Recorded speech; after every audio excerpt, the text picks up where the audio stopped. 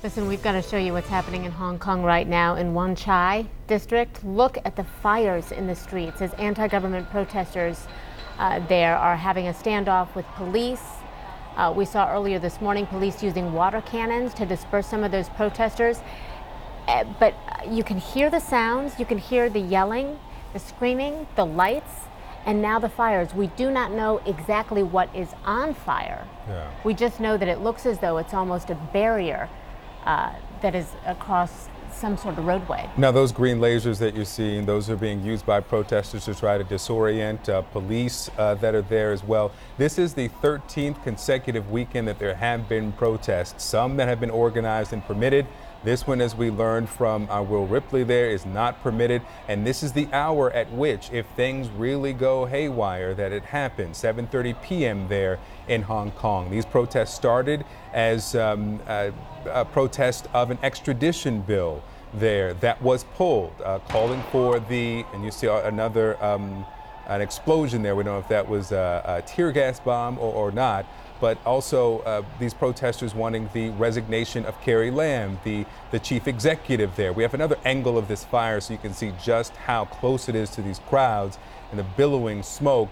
Overall, what they want is more independence, more autonomy from Beijing. But Will Ripley also reported that there are forces there inside of inside Hong Kong. Now, they're inside a building, they're inside, not fighting alongside or with the Hong Kong authorities, but we know that Beijing is watching this very, very closely. Again, fires now burning in the streets of the Wan Chai district of Hong Kong as the protests continue now for a 13th weekend. Yeah, Will Ripley is actually on the scene there. We saw him earlier. He had his gas mask on because we have seen a lot of these reporters at different times of some of these demonstrations. And they were overcome by the tear gas that is being dispersed by police there. And you can just see how it was an hour ago that we talked to Will. Yeah. And the streets weren't even full. So it seems as though darkness fell and everything just amped up. Yeah, this has deteriorated significantly in just the last hour. And he was telling us, it's hard to get scale and scope in these situations, right? How big are these crowds? At that point, he told us about 1,000 or so protesters. Looks like it's maybe more than that now, but in some weekends, we've seen they're more spaced. They're more confined. Yeah, they're in more of a context. They're in a compact smaller area. space. They're compacted. Will Ripley there, right near the flames. Will, tell us how this happened and what you're seeing around you.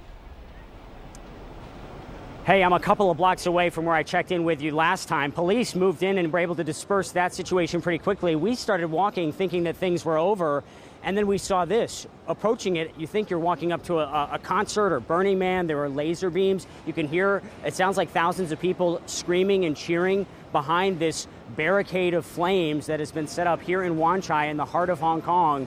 What protesters have done, they took the barricades that we saw them setting up earlier, doused them with some kind of propellant.